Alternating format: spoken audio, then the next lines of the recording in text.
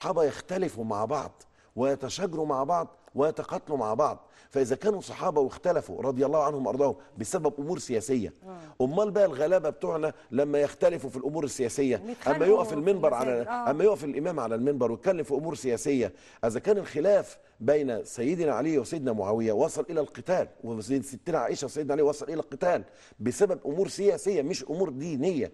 طبعا أنا عاوز أقول إنه اسقاط الامر الديني على الامر السياسي يؤدي الى تلويث الراي الديني ذاته. واحنا شفنا دعاة انزلقوا الى امور سياسيه، حصل ايه التطاول اللي حصل من الناس عليهم، وايه النوع من التجاوز اللي الناس بعض حصل. فهذا الكلام هو ما اخشاه وما ارفضه واربأ بعلمائنا. وانما اقول واكرر انه السياسه علم من العلوم المتخصصه. ما عنديش مانع ان الشيخ يتعامل مع السياسه، ولكن من بوابه السياسه بعد ما يتخلى عن هذه العمامه ويتعامل كمواطن له الحق في ممارسه دوره السياسي من خلال بوابه السياسه. تمام. الشيخ خالد الجندي يعني لسه بتطرق في نفس الموضوع، والحقيقه كان قريبا كان معانا واحد من ضيوفنا الاعزاء وبنطرح نفس الفكره، استخدام المساجد في الدعايه الانتخابيه واحنا مقبلين على انتخابات. ف يعني اعترض وقال لا، ليه ما نستخدمش المساجد في الدعايه الانتخابات، وانه من حق اللي داخل المسجد ان احنا نكلمه، وانه الدين يشمل هذه الحوارات. يعني دافع على فكرة أنه استخدام المسجد في الدعاية الانتخابية. العجيب والمضحك أن الناس متناقضين، الناس اللي بعض أصحاب التنظير ده متناقضين مع نفسهم. مرة يقول لك إيه، لا السياسة هي الدين ودين. مين اللي يتخيل السياسة من غير دين؟ مين يتخيلهم؟ طيب فنسكت، فيقول لك إيه، بس ممنوع استخدام المساجد في الدعاية السياسية. الله، مش أنت قلت الدين والسياسة اثنان لا ينفصلان؟ بتمنع أئمة المساجد من على المنابر لأنه يكلموا في السياسة. وبقينا متعودين دلوقتي إن شيخ يبقى واقف على المنبر والمصلين ينزلوه، أو شيخ واقف على المنبر وبيقوم أقم الصلاة، لأن الناس بتضرب بعض. الناس بتضرب بعض. أنا بتكلم وأعي ما أقول، وحوادث موجودة. ان لما تم جرجرة السياسة للعالم الديني حصلت مهازل. بقى بتوع النظرية الدينية عاوزين يحللوا ويحرموا امور سياسية من وجهة نظر شرعية، امور يسوغ فيها الاختلاف في الامور السياسية، فنجد الايات الشرعية فده يتعدى ويشتم النص، وده يأول النص، وده يحاول يحرف النص، ودوت يرفض النص. فظهرت أشخاص بتزدري الدين وبتزدري رجال الدين وبتتهم ما فيش رجال دين عموما في عندنا في الإسلام، وبتزدري علماء الأمة. فظهرت الحقيقة خيبة كبيرة جدا في هذه المسألة. استخدام المسجد للدعاية الانتخابية، الدعاية الانتخابية دي مش هتكون للرسول ولا النبي، هتكون لبشر يصيب ويخطئ. فإذا انبرى الإمام وهو متحمس وهو في حالة من حالات الحماسة الشديدة من أجل أن هو يشجع أحد الناس على المنبر، وهذا الرجل انحرف عن المسار السياسي الذي كانت تنشده الدائرة التي بها المسجد، ماذا سيتهم إمام المسجد؟ هيقولوا له كيت وكيت وكيت وكيت يا راجل يا اللي كذا وكذا وكذا. والمسجد هذا هيصنف على انه المسجد اللي تبع فلان الفلاني. ما بقتش المساجد لله. المساجد عندنا يا فندم، وان المساجد لله فلا تدعوا مع الله احدا. ممكن اقول لك على حاجه غريبه جدا. انت معلوماتك عن سيدنا رسول الله صلى الله عليه وسلم انه رحيم ورؤوف ولا لا؟ طبعا. بالمؤمنين رؤوف رحيم، صح؟ طبعا. هل تتخيلي ان النبي يأمرني ان انا ادعي على واحد؟ لا طبعا. تخيل ان ده حصل في السنة. امتى تدعي عليه؟ تدعي عليه النبي في واحد كده، في اتنين مش واحد بس. قال لي لو شفتهم يا فلان الفلاني. ايوه يا رسول الله اعمل ايه؟ قال لك ادعي عليهم. مين بقى الاتنين دول؟ واحد بيبيع جوه المسجد، واحد بيدور على حاجة تايهة جوه الجامع. جديدة دي. صلي على الحبيب عليه الصلاة والسلام. احنا وضحها لنا دي لانه دايما يقول ايه، ما تدعيش، ادعي له بالهدايه مهما كان. هو مش هدعي عليه بشخص، خدي بالك بقى، هو مش بدعي عليه بشخصه بقى، انما بدعي في العمل اللي بيعمله من غيظ النبي منه. يقول لك ايه؟ اذا رايتم من ينشد ضالته في المسجد فقولوا له لا رد الله عليك ضالتك. الهي ما تلاقيها يا بعيد، الهي ما تلاقيها. شوفي النبي امرنا بايه. الله، ده في المسجد ان تلاقي واحنا قاعدين بنصلي وحاله خشوع، احنا هربانين للجوامع ليه؟ ما احنا عندنا مشاكل متلتله في كل حته. صحيح. احنا هربانين للجوامع ليه؟ لماذا نفزع الى المسجد؟ عشان نجد لحظه خلوه مع الله، هدوء وانسجام نفسي. صحيح. ارتياح مع كتاب الله عز وجل.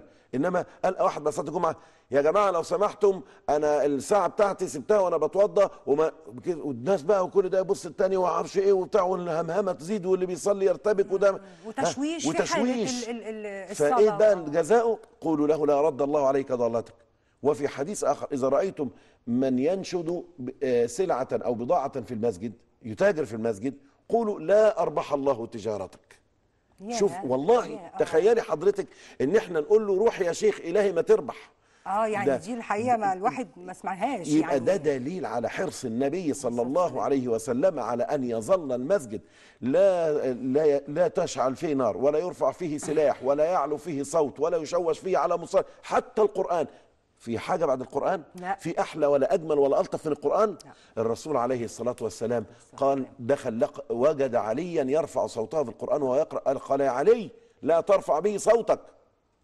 تخيلي حضرتك النبي نهى عن ان حد يرفع صوته في المسجد بقراءة القرآن علشان ما يشوش على الغلابة التانيين اللي قاعدين. ايه اللي حصل يا شيخ خالد؟ يعني ده ولسه النهارده المساجد والزوايا يعني ايه اللي حصل؟ لا، ناس بتدعي جهرا، الرابعة اهي وعمال يا رب معرفش ايه. قال لهم اربعوا على انفسكم فانكم لا تدعون اصما ولا غائبا وانما تدعون سميعا بصيرا. الله، النبي عليه الصلاة والسلام امرنا وادبنا بادب المساجد. نيجي بقى وندخل في المسجد الوزير فلان الفلاني والنائب فلان الفلاني والرئيس فلان الفلاني والحكومة الفلانية اللي عملت كذا، والناس يقول يا راجل انت كذا، والتاني يروح اسكت ده انت كافر، ده انت فاسق، ده انت عاصي. يبقى المسجد وده حدث. والله ناس اقسموا لي انهم تركوا الصلاة في المسجد بسبب الخلافات التي تنتشر. ارجوكم اتركوا المساجد لطلاب الله ولطلاب القرآن ولطلاب العلم الشرعي، ولا تزجوا بالمسجد في أتوني خلافاتكم يرحمكم الله. شيخ خالد، بالتأكيد أنه حضرتك تطرقت في حوارك لفكرة المنظومة الأخلاقية. نعم. وما حدث في الشارع أيضا من أنه خلل في المنظومة الأخلاقية. احنا كنا شعب عندنا صفات نتباهى بيها بين الأمم. تسامح والرحمة والغفران والكلمة الطيبة. حصل خلل، فقدنا كتير، أصبح هناك في انتقام وفي غل وفي السباب باستمرار موجود وضيق الخلق، محدش عاد مستحمل التاني. عايزين نتكلم في النقطة دي، ايه اللي حصل للناس؟ وهل فكرة الثورة هي من كانت السبب في وصلنا إليه، ولا إحنا الخوف لما راح زي ما بيقولوا الأخلاق راحت معاه؟ في تقرير احنا مصورينه حضرتك، هنروح نشوفه ونرجع نتكلم في فكرة ايه اللي حصل في المنظومة الأخلاقية في الشارع المصري وكيف تعود مرة أخرى. تمام. نشوف مع بعض التقرير.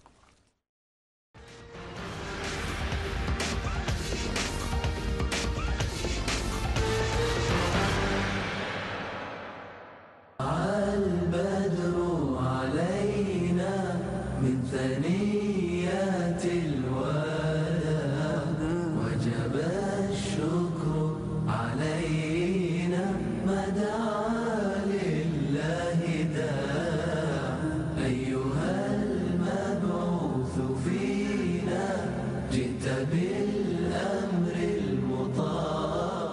الشيخ خالد الجندي راجل محترم وراجل كويس وعلى خلق. نرجو ان هو يعني مثلا يتجه للتلفزيون المصري اكتر من القنوات الفضائيه، نقدر نتعلم منه، نتعلم العلم اللي هو اتعلمه ونحسبه على خير لا نزكيه على الله. راجل كويس، والازهر المفروض برضه يعني يبقى ليه دور في الوقت الحالي، وقت التفكيك دوت. هو الازهر لو ربنا سبحانه وتعالى يعني من عليه وبقى حاجه كويسه، هنبقى احنا برضه كويسين. الازهر ده هو كل حاجه. بقول فضيله الشيخ خالد الجندي بصفته داعي كبير من الدعاة المصريين، نحب نشوفه ازاي يبني البلد او يقول كلام يحمي البلد. البلد بقت متفككه وبلد بقت ضايعه دلوقتي، ما بتعرفش تمشي فيها لا ليل ولا نهار. البلطجيه كترت في البلد. النهارده امشي في وسط البلد شارع 26 يوليو شارع 26 يوليو ده بيعتبر كان مكان حاجه كبيره كده، الواحد كان ينزل يتباهى ان هو في وسط البلد. النهارده كله بلطجيه. يا شيخ خالد، رايك ايه في اللي بيحصل في البلد؟ يعني بالنسبه بانك انت من الداعيه لازم يبقى لك دور في البلد اللي بيحصل ده. الناس مش لاقيه حتى الانبوبه، والدروس والمجاميع بتاعت المدارس غليت. الناس الغلابه دي تعمل ايه؟ انا بوجه نداء للشيخ خالد الجندي، في ظل الظروف اللي احنا فيه لازم يكون الداعيه يكون له دور، يكون البلد يعني يكون له دور في البلد، والبلد تكون فيها هدوء وتبقى كويسه، ولازم نحافظ كلنا على البلد. بوجه كلمتي للشيخ خالد الجندي، هل دور الازهر موجود ولا مش موجود حاليا؟ لازم يكون موجود دور الازهر عشان يلم الشمل. فين الازهر من دلوقتي من العالم الاسلامي كله؟ اصبحنا دلوقتي بنتكلم في السياسه، فين الدين؟ لازم نلم الشمل حوالينا، نجيب جميع الاطراف، نجيب الاخوان المسلمين، نجيب السلفيين، نجيب جبهه الانقاذ، نجيب حتى جبهه الدمار اللي طلعت دلوقتي حاليا، نلم الشمل، نقول لهم الرئيس ده بيعمل ايه؟ نعرفهم الرئيس صح ولا غلط. انا راجل مسيحي، وخالد الجندي انا بحب اتفرج عليه لانه مستنير وعقله كبير جدا وما بيشتمش في حد اصلا. يعني انا بشوف الراجل عقله كبير جدا وبيستوعب كل حاجه، ودي حقيقه مش نفاق ولا حاجه. انا عن نفسي بحب اتفرج عليه يعني.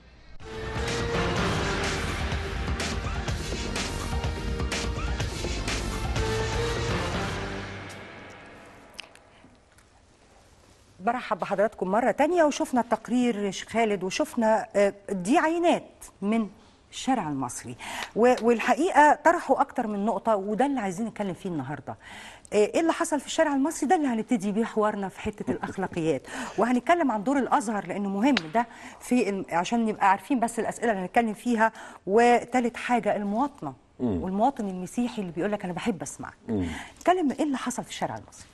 هو بداية أنا عاوز أشكركم وأشكر فريق الإعداد العظيم اللي عمل هذا التقرير، والإخراج كله والإخراج. أيوة. والحقيقة يعني كلكم يعني قايمين بدوركم في أصعب سعداء بوجود حضرتك معانا. وهضطر ان انا اخد وعد من الشيخ خالد الجندي، يا ريت يسعدنا واحنا على الهوا يدينا وعد انه على الاقل احنا عارفين انه ازدحام مواعيد حضرتك، وانه مش هنبقى انانيين، وانه قنوات كثيره وبلدان كثيره عايزين يسمعوا حضرتك ويستمتعوا بعلم حضرتك، طمعانين من خلال شاشه الفضائيه على الاقل مره في الشهر. ونعرف آراء الشارع وترد عليها، وكثير من النقاط الخلافية نسمعها منك. هتدينا وعد ولا مش عشان بس مش هنورطك على الهوا يعني؟ لا، أنا هقول لك وبمنتهى الصراحة والكل يعلم ذلك. يعني حضرتك أنا تقريبا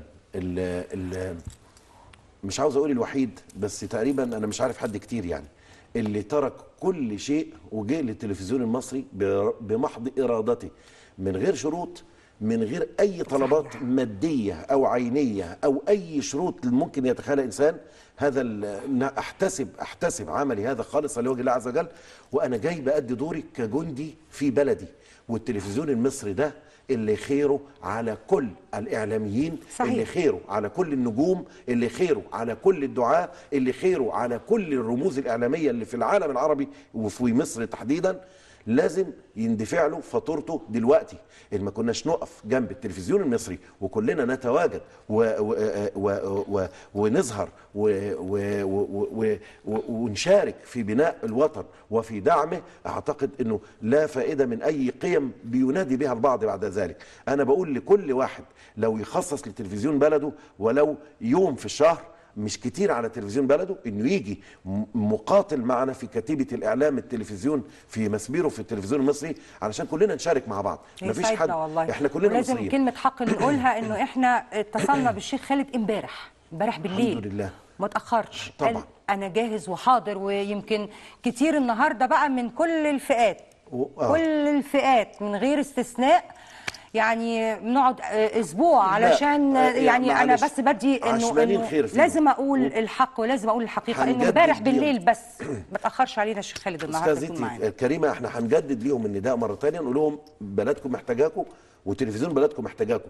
الناس البسطاء اهلنا وناسنا اللي صنعونا وعملونا والتفوا حول مننا وخيرهم علينا وخيرهم فوق دماغنا، هم دول حقهم علينا ان احنا نقف معاهم ونقول لهم احنا معاكم وما نقدرش نتخلى عن تراب رجليكم.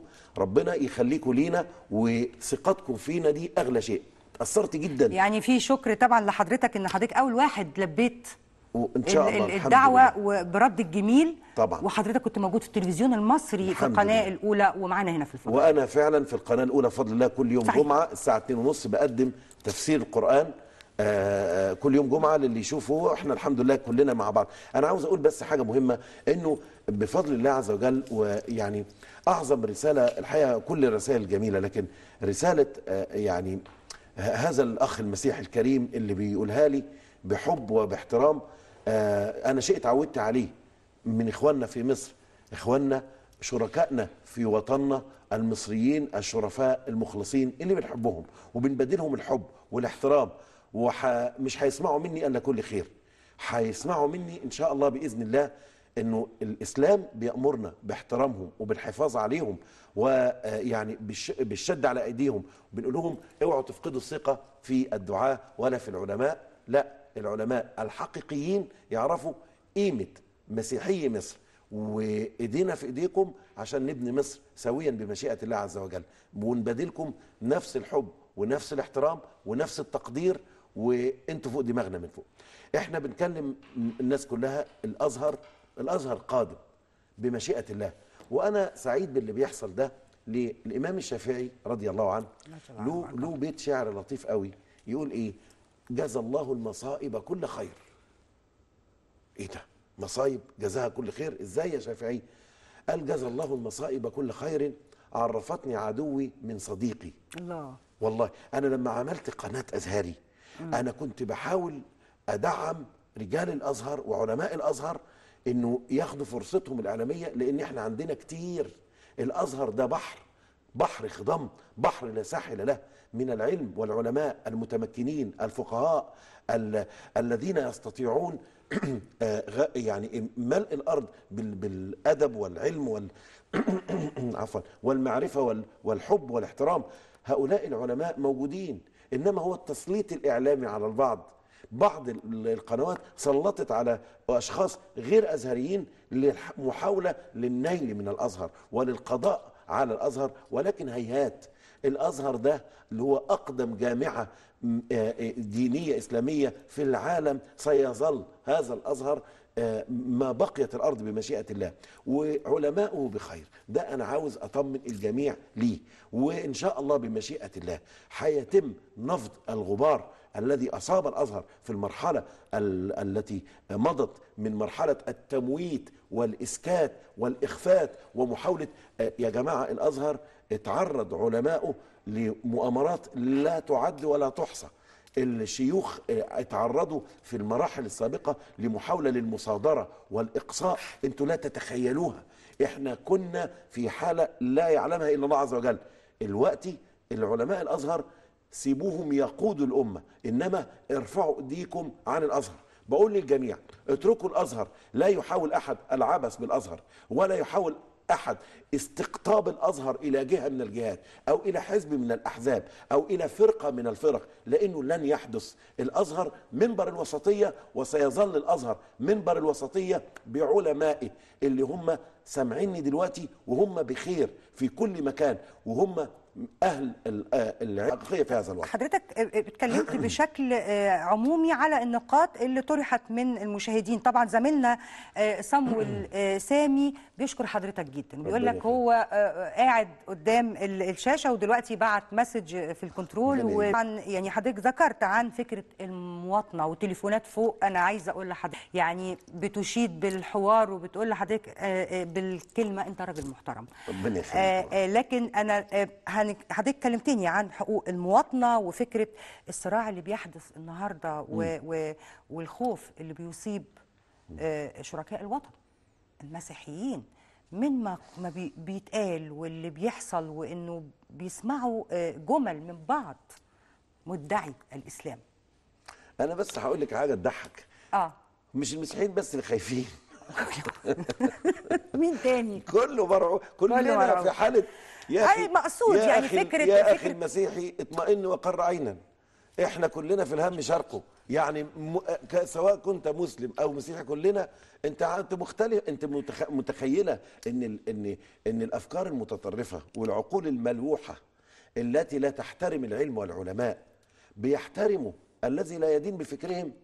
طب ما احنا ده انا عاوز اقول لك ايه، دول بيكفرونا احنا اكتر من النصارى مليار مره، بيكفرونا ويفسقونا ويتهمونا باتهامات لا حصر لها. يقول لك ده شيخ الحكومه، لا ده اشعري، لا بص ده لابس ايه، لا شوف الساعه اللي في ايديه، لا شوف النضاره اللي لابسها، لا شوف دقنه عامله ازاي. في منتهى التفاهه، في حاله من حالات التفضيح. اصبح المجتمع ككل وليس فقط البعض اللي حضرتك بتشير اليهم. مش المسيحيين مضطهدين، لا كل المجتمع مضطهد من بعض الافكار التي يريد اصحابها ان يرغموا المجتمع على قبولها. بسبب انتشارها بهذا الحجم لدرجه ارهاب مجتمع، قضيه امنيه مش قضيه فكريه. انا عاوز اصحح مقصوده. طبعا مقصوده. هناك جهات عابسه داخليه وخارجيه تريد زعزعه الامن في المجتمع، والا تستقر ربوع الامه على حاله وعلى كلمه سواء. الله، احنا هننكر الكلام ده ليه؟ ما احنا عارفين انه في اسلحه بتسرب الى مصر بكل ما اوتوا من قوه، ومخدرات. سيبك من الاسلحه دي، الاسلحه همها يتشال. انما عاوز اقول لحضرتك، في لما تسمعي عن ضبطيه مثلا 100 مليون قرص ترامادول داخل البلد، ده داخلين يعملوا ايه؟ يعالجوا الصداع؟ داخلين يعالجوا المغص؟ ترامادول بكلمك ادمان. بيضربونا في شبابنا، بيضربونا في فلذات اكبادنا، بيضربونا في اغلى حاجه بنملكها في الوطن، بيكسروا العمود الفقري اللي موجود في قلب البلد. دول بيحاولوا ان هم يدمرونا من الداخل.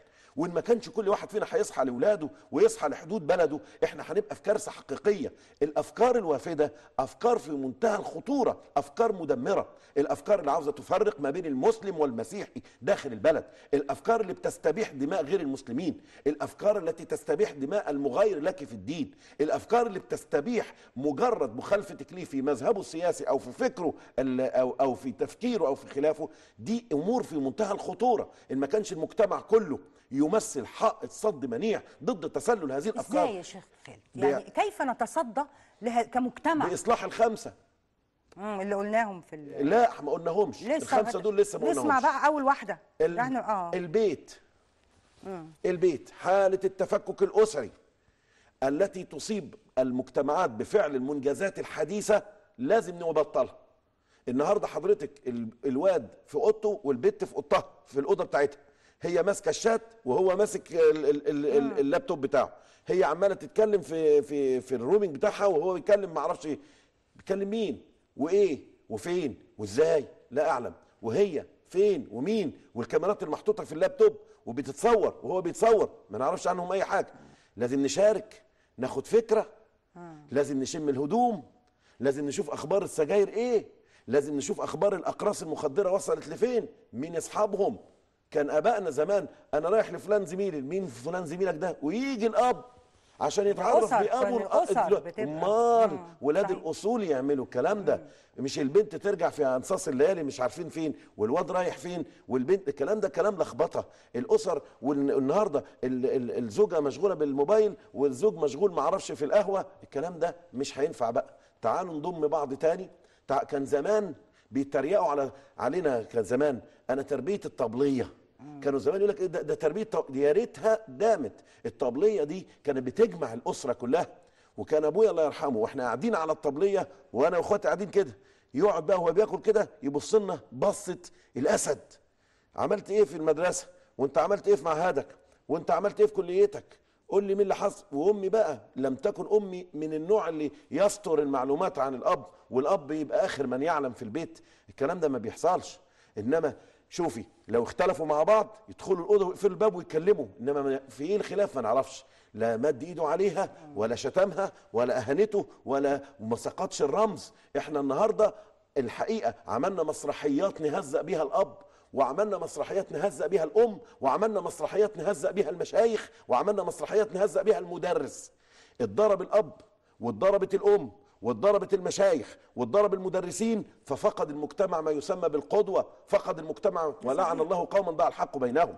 المجتمع لما ضاعت منه القدوة وضاع منه المثل وضاعت منه الكبير يا أستاذة ضاع، راح اتهزأ. الكبير بقى تريقة، بقينا في عصرنا بدأنا نشم ريحة التطاول على المدرس، التسفيق، الكلام ده الحقيقة بدأ الكلام يتطور لحد ما بقى حتى شخصية الشيخ ما بيجيش في أي فيلم إلا في صورة مأذون علشان مادة من مواد الكوميديا، عشان التريقة، عشان نستخف دمنا ونقول يعني كتير سنوات والله يا شيخ تمام. خالد يمكن بنتكلم انه في مساوئ كتير في السنين اللي فات، لكن كان الدعوه كان الكل بينادي بيها تغيير الخطاب الديني. يعني الشيوخ اللي على المنابر جميل انه يوجهوا بالكلام اللي حضرتك قلته ده، ازاي يرجعوا قيم الاسره مره اخرى. يبقى ده في الحوارات الاسره دي واحد. اللي بتتقال. شوفي بصي هنقولهم لك الاول اجمالا بالظبط، وبعدين الأسرة. تفصيلا. الاسره 1، 2 المعاهد التعليميه او المدرسه، 3 الاعلام، 4 المسجد، 5 النادي. النادي اقصد بيه النادي بمفهوم الاصدقاء كمان، الوسط الاجتماعي دون العوامل الخمسه. مش هقول النادي، يعني بقول النادي اصل كلمه النادي دي في اللغه العربيه عندنا ايوه المنتدى، الجلسه. يقول لك في الحديث في السيره كده، يقول لك كان رسول الله صلى الله عليه وسلم يمر على قريش في انديتهم وعلى نوادي. ما كانش عندهم في قريش نوادي بقى سبورتنج لا ما فيش الكلام. فكانت الانديه يعني التجمعات. نعم. فالاماكن اللي بيرتادها ابننا او هو وزمايله لازم ان احنا نبقى عارفين اخبارها ايه، وصلنا لاي مستوى. لازم خد فكره، انا ماليش دعوه، قرارك، القرار كل اب، انما خد فكره وما ترجعش تلومنا بعد كده. ما ينفعش حضرتك الاب يجيب ابنه بعد ما بقى عنده 22 سنه ولا 20 سنه، ولا يجيب بنته عندها 20 سنه ولا ايه، مولانا نعم الواد ده ما بيصليش، قول له كلمتين كده الله يسترك ينوبك ثواب. اقول كلمتين ليه؟ ده تابوت، ده لو رفعني كف يجيبني الارض. هقول له ايه؟ المساله فكره توجيه فعلا والاعلام عليه. بيقولوا عليها بالانجليزي كده تو ليت، الموضوع اتاخر. واحده جات لي مره معاها بنت كبيره تقول لي قول لها كلمتين عشان ما تسمعش كلام امها. الكلام ده كلام خطير جدا. كسفت طبعا، حاضر ليه يا بنت ما بتسمعيش كلامك؟ البنت قعدت ساعتين 2 قصادي وانا عمال ور تقول، وهي تقول لي ايه؟ عادي لما جالي ضغط عادي. يعني اللي هو ال5 دول متفقين اساس لمواجهه موبقات كثيره. عارفه الفلاح زمان لما كان النبات يطلع مايل صغير كده يعدله، يحط له خشبه جنب منه ويربطوا بيها. عارفه الخشبه دي اسمها ايه؟ لا النبوت. لا النبوت احنا عارفين النبوت بتاع بعد ذلك استخدم اطلق على النبوت على كده. انما ليه سموه نبوت؟ لانه الحاله بتاعه ضبط النبات وربطه بالعصايه اللي واقفه كده اسمها الانبات، جايه من نبات، من النبات. فالانبات ان يظبط النبات وهو صغير، انما لو كبرت بقت شجره كبيره اتعوجت انتهى امرها. ولذلك وينشا ناشئ الفتيان منا على ما كان عوده ابوه على كل انسان فاضل في المجتمع. ده نتاج اسره طبيعيه مستقيمه، اسره مصريه محترمه مسيحيه كانت او مسلمه. وعاوز اقول لحضرتك في القران الكريم ربنا سبحانه وتعالى ما اكتفاش انه حط مريم في المعبد ويلا بقى مريم في وسط ناس طيبين، يلا يا اولاد يلا بقى دي في وسط ناس صالحين. لا، لازم واحد يراعي الانبات. قال تعالى فتقبلها ربها بقبول حسن وانبتها نباتا حسنا. شوفي انبتها دي، فالتنبيت ما حصلش الرعايه، المقصود الرعايه المتابعه، التربيه، الخدمه، الصداقه. انا لازم ابقى صديق لابني ولبنتي. انا ما بقولش اضربه، انا ما بقولش علقوهم من شعرهم، انا ما بقولش شك فيهم. مين يضرب دلوقتي يا شيخ خالد ويعلق في الشعر؟ ده اجيال راحت دي. شيخ خالد الازهر حضرتك ذكرت انه هناك كان استهداف بتهميش الازهر. طبعا. هل هذا هو السبب الوحيد ام كان هناك ايضا سبب من داخل الازهر؟ يعني حضرتك الاسباب متعدده، حضرتك ذكرت الخارجي، الا يوجد داخلي؟ امال يوجد اسباب كثيره داخليه. يعني عايزين لا شك انه الحقيقه التدريس في الازهر يحتاج الى ثوره. ما زال التدريس داخل المؤسسات الازهريه يحتاج الى اللحوق بركب الحضاره في وسائل العرض. محتاجين تثوير وتطوير المعاهد الازهريه والكليات الشرعيه علشان يبقى لابد من، شوفي حضرتك ونتكلم بمنتهى الوضوح، لابد من انتخاب شيخ الازهر من هيئه كبار العلماء اللي هم منتخبين من العلماء. يبقى الدور كالاتي: علماء انتخبوا هيئه كبار علماء، هيئه كبار علماء تنتخب شيخ ازهر، مش شيخ ازهر يجيب هيئه كبار علماء يقوموا ينتخبوه، ده يمس على ده وده يسلم. لا، الكلام ده مش عاوزينه. احنا عاوزين علماء بيجيبوا هيئه كبار علماء، هيئه كبار علماء تجيب من وسطيهم هم شيخ ازهر بالانتخاب وبالحر بينهم وبعضهم. انما انه يعين من قبل رئيس الدوله، الكلام ده ودانا في 60 داهيه وافرز يعني اخطاء كثيره جدا لازم نخلص منها. الامر الثاني، لابد ان يكون الازهر منفصل تماما عن ميزانيه الدوله وعن سياسه رئيس الوزراء. الكلام ده ما ينفعش. الازهر ما يمشيش في ركاب حد، الازهر يقود ولا ينقاد، الازهر يسوس ولا يساس، الازهر يامر ولا يؤمر. ولا بد ان تكون هيئه كبار العلماء منوعه. احنا مش عاوزين هيئه كبار المصريين، احنا بنعمل هيئه كبار المصريين، لا احنا عاوزين هيئه علماء. ممكن يبقى شيخ الازهر يا ستي مش مصري خالص، زي الشيخ محمد الخضر حسين اللي كان تونسي. ايه المشكله في هذا الكلام؟ الازهر مؤسسه عالميه، الازهر لا يملكه المصريون فقط. عاوزين بقى نتخلص من فكره الامتلاكيه والاستحواذيه اللي احنا فيها دي. الازهر ملك الامه الاسلاميه، من المليار ونص مليار ونص مسلم دول هم بيمتلكوا الازهر. لابد يكون لهم اختيار، لابد من تحرير العلماء بانشاء نقابه مستقلة تتكلم بأسمائهم وترفع أصواتهم. لابد أن يكتسب إمام المنبر اللي واقف على المنبر ده خاصية لها استقلالية، لا يحاسب أحد، لا يحبس، لا يعاقب على آرائه، ده كله بيحصل يا شيخ خالد. الكلام ده ما فيش، ما الكلامش ما بيحصلش. لا بيحصل حته المعاقبه طبعا طبعا. فانا لابد ان الامام يكون له حصانه. الزي اللي انا لابسه ده لازم تكون له حصانه زي اللبس الميري العسكري بالظبط. لابد تكون له حصانه. طول عمري بقرا القبض على عاطل ينتحل صفه طبيب، القبض على فاسد ينتحل صفه محامي، القبض على سوابق ينتحل صفه وكيل نيابه. انما عمري ما شفت القبض على عاطل ينتحل صفه شيخ. لا، لان الشغلانه بلطشه.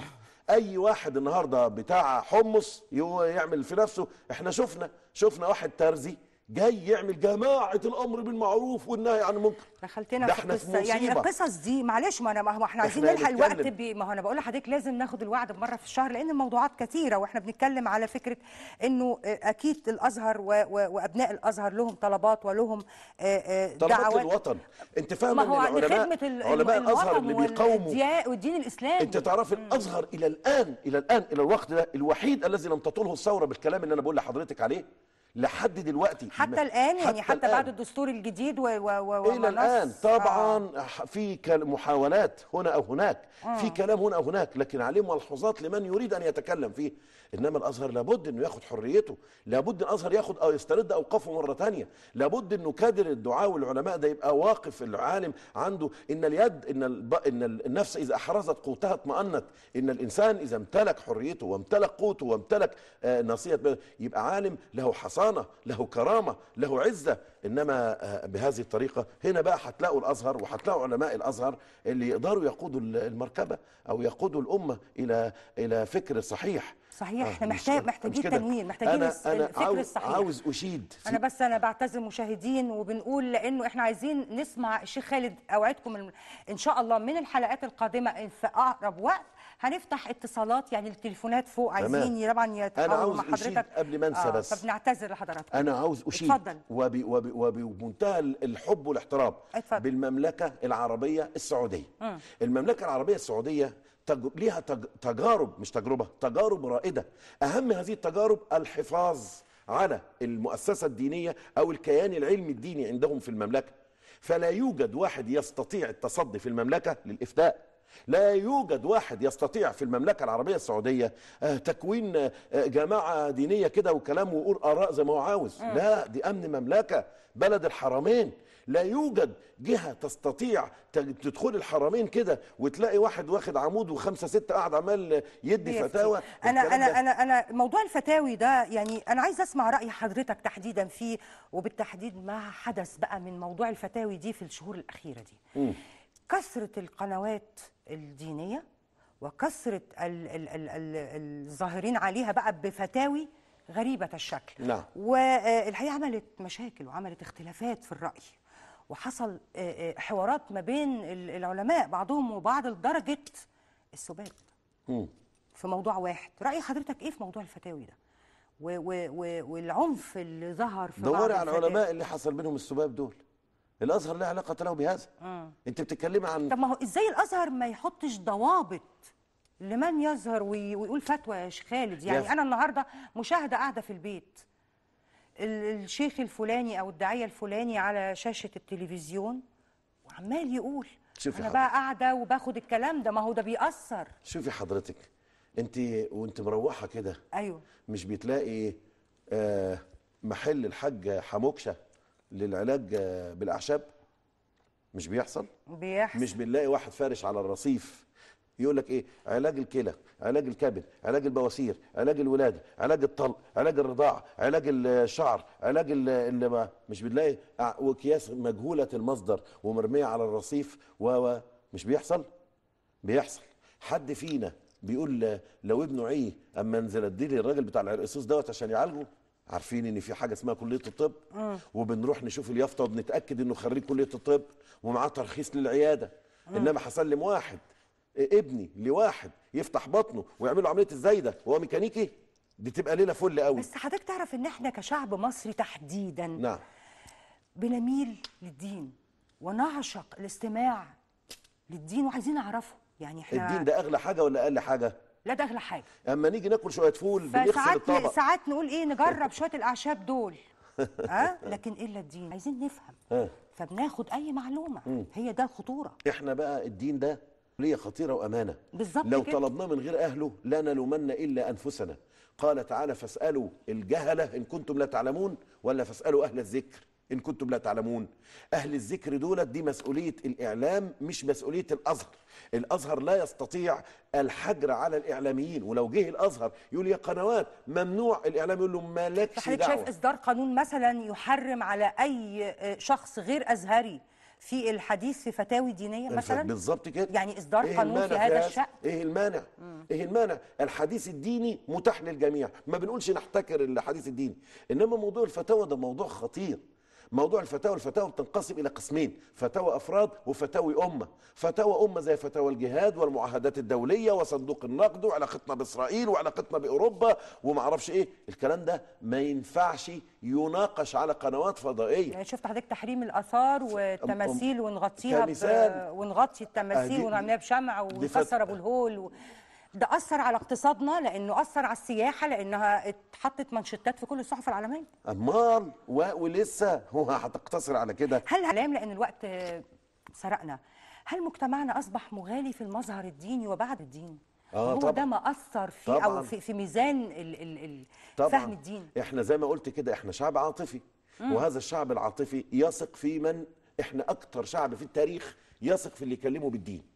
اي حد يكلمنا بالدين، ولذلك انت بتلاحظي ايه؟ بتلاحظي بتاع الفول كاتب كلوا من طيبات ما رزقناه، ولازم يجيب ايه على عربيه الفول.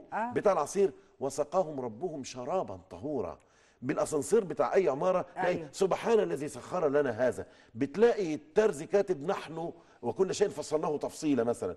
اي واحد يالف ايه او يجيب ايه يحطها خاصه بالموضوع ويحطها على الموقف بتاعه علشان يطفي. وتلاقي بقى صيدليه الحرمين بآلة الحجر الاسود، الكشري الصفا والمروه، كل ده معلوش اعتراض. لكن ما داخل هذا بقى يا شيخ خالد؟ يعني احنا بنشوف كده الكلمات الجميله دي الرائعه اللي بتاخد الالباب والفكر، لكن ما داخل ممكن ما يكونش له علاقه بالكلام ده. هو ده اللي بنقوله. احنا بنقول يا جماعه ان هذا الدين امانه، فانظروا عمن تاخذون دينكم. بنقول يا جماعه ما تخليش واحد يخدعك بالدين الا يا ايها الذين امنوا ان جاءكم فاسق بنبأ فتبينوا ان تصيبوا قوما بجهاله فتصبحوا على ما فعلتم نادمين. ده كان في ناس ايام سيدنا رسول الله صلى الله عليه وسلم، وعشان وقت البرنامج مش هحكي القصه انما هقول مثال ونحكيها بعد كده. عملوا مسجد اسمه مسجد الضرار. كانت اول محاوله لخدعه الناس بالدين. عملوا المسجد ده علشان ياخدوا مركز تعبئه واعداد للمنافقين في المدينه، وعملوا المسجد الضرار ومذكور في القران. ربنا نبه النبي عليه الصلاه والسلام، وتم القضاء على هذه الفتنه واحراق المسجد. مسجد تم هدمه واحراقه لانه مسجد ضرار، مسجد خطر. والنبي بنفسه صلى الله عليه وسلم قام بهذه المسألة. ليه؟ لأنه هؤلاء منافقين. فاحنا بنقول إن في ناس بتتخذ الدين وسيلة. هو ظاهرة النفاق ما هي إلا التستر خلف الدين ومحاولة التقرب من النبي الأمين وادعاء أنهم من المؤمنين الصادقين المسلمين علشان يفسدوا المجتمع ويتغلغلوا فيه ويتسللون لوازا داخل المجتمع. هؤلاء الإسلام نبهنا أننا لا ننخدع بكلام الدين. كل إنسان يؤخذ منه ويرد إلا رسول الله صلى الله عليه وسلم. أي دين يحثك على الكراهية يبقى دين غير صحيح. أي دين يأمرك بمصادرة حق الآخر في إبداء رأيه يبقى دين غير صحيح. أي دين يأمرك بقتل الإنسان يبقى دين غير صحيح. المعلومة يبقى الراجل ده بيمثل دين مش بتاعنا. الدين الإسلامي يأخذ العفو وأمر بالعرف وأعرض عن الجاهلين. الدين الإسلامي وإذا خاطبهم الجاهلون قالوا سلاما. الدين الإسلامي وقولوا للناس حسنا. الدين الإسلامي ولا تسبوا الذين يدعون من دون الله فيسبوا الله عدوا بغير علم. إلى آخر الآيات الكريمة في هذا القرآن التي تدل على نبل المقصد وارتفاع الهمة وارتفاع الغاية. الدين الإسلامي الذي يأمر بحماية الأديرة وحماية الكنائس وحماية معابد اليهود وحماية المساجد. قال تعالى ولولا في سورة الحج ولولا دفع الله الناس بعضهم ببعض لهدمت صوامع وبيع وصلوات ومساجد يذكر فيها اسم الله كثيرا ولينصرن الله من ينصره إن الله لقوي عزيز الذين إن مكناهم في الأرض أقاموا الصلاة وآتوا الزكاة وأمروا بالمعروف ونهوا عن المنكر ولله عاقبة الأمور. الدين الإسلامي لما يقول صوامع جمع صومعة وهي الأديرة والدير اسمه صومعة وبيع جمع بيعة والبيعة هي الكنيسة وصلوات هي معابد اليهود والمساجد بتاعتنا. الدين الإسلامي يأمر بحماية المعابد الأربعة أو المساجد الأربعة أو دور العبادة الأربعة لأن الإسلام لا يفرق في الإيمان بالله لا يفرق في حماية المؤمنين بالله في الأرض أبدا بأي حال من الأحوال. لهم ما لنا عليهم ما علينا حمايتهم واجبة. هم شركاء في الوطن نحن في وطن واحد وعلى تراب واحد والهم واحد والمشكلة واحدة ونموت على الجبهة سويا ونبني الوطن مع بعضنا البعض. محاولة التفرقة والتجزئة والتفتيت هذه لا تصب في صالح الوطن بأي حال من الأحوال. اتركوا الإسلام الصحيح الوسطي يخرج من الازهر وسوف نتكلم عن الوسطيه لسه بالتاكيد في نقاط كثيره كنا عايزين نتكلم عن جماعه الامر بالمعروف والنهي عن المنكر ومين اللي له حق. له اللي حق طبعا. الحمايه للمجتمع في ظل هذه الظروف ونعلم ان في كذا محافظه ظهرت هذه الجماعات او في دعوه لهذه الجماعات. دي نقطه وفي نقاط كثيره شيخ خالد لكن الوقت للاسف دهمنا ويعني هتدينا وعد على الهواء ان شاء الله تكون ضيف عزيز معانا ناخد الوعد منك. واحنا كنا عايزين نتكلم عن من اهم سمات أو الاسلام والمسلمين هي الوفاء بالوعد وان الانسان ما يقولش وعد بعدين بقى على نفسه شعب بحاله تقطيم دلوقتي لا الا الالتزام بتحقيق هذا الوعد طالما قطعه يعني ما حدش يقدر او المفروض ما حدش يقول حاجه الا ما يقدر. عموما يا جماعه لو لقيتوني مش كل شهر موجود هنا اعرفوا ان هم اللي منعوني مش انا اللي منعت نفسي. لا احنا ما بنمنعش حد يا شيخ خالد وانت بجد امتعتنا وكنا عايزين ساعه ساعتين 3 4 بس الكام نقطه الصغيره اللي كنا نقولها دلوقتي لكن اكيد على وعد ان احنا نلتقي مع الشيخ خالد ونستقبل تليفونات حضراتكم في اي حوار او اي تساؤل للشيخ خالد. هل في دعوه حضرتك نختم بيها الحلقه النهارده لمصرنا الكريمه ولشعبنا الكريم؟ يا رب تتحجبي قولوا امين يا سيدي يا رب ان شاء الله ربنا يكتب الايمان ونقاء القلب والضمير امين ونتعامل بالضمير الحكمه والموعظه الحسنه بالضمير وده من نسأل الله سبحانه وتعالى بحق عزته وقدرته وجبروته أن يرزقنا الإخلاص في القول والعمل. اللهم ارزقنا الإخلاص في القول والعمل. اللهم إن بلادنا وديعة بين يديك. اللهم لا تسلمنا إلى غيرك. اللهم لا تكلنا إلى أنفسنا فنضل ضلالا مبينا. اللهم إنا ضعفاء فقونا. اللهم إنا مهزومون فانصرنا. اللهم إننا في أزمة ففك عنا أسرنا. اللهم أنت تعلم حالنا وسرنا ونجوانا. هذا حالنا لا يخفى عليك وهذا مقامنا بين يديك وليس لنا سواك ندعوه وليس لنا سواك نرجوه فلا تكل مصرنا إلى غيرنا يا رب العالمين. اللهم إنا نسألك فهذا حالنا يا رب العالمين. اللهم إنا نسألك أن تكن لنا ولا تكن علينا وأن تنصرنا ولا تنصر علينا. اللهم ثبت أقدامنا واغفر ذنوبنا وضمد جروحنا وارحم اللهم شهداءنا واهد اللهم شبابنا وارحم اللهم آباءنا أمهاتنا وردنا إلى دينك ردا جميلا واجعل جمعنا هذا جمعا مرحوما وتفرقنا يا ربنا من بعده تفرقا معصوما ولا تدع فينا ولا منا ولا بيننا ولا حولنا شقيا ولا محروما. وصلي اللهم وسلم وبارك على سيدنا محمد وعلى آله وصحبه وسلم. عليه ألف صلاة وسلام ولا يسعني إلا أشكر الشيخ خالد الجندي وأقول لكم تصبحوا على خير.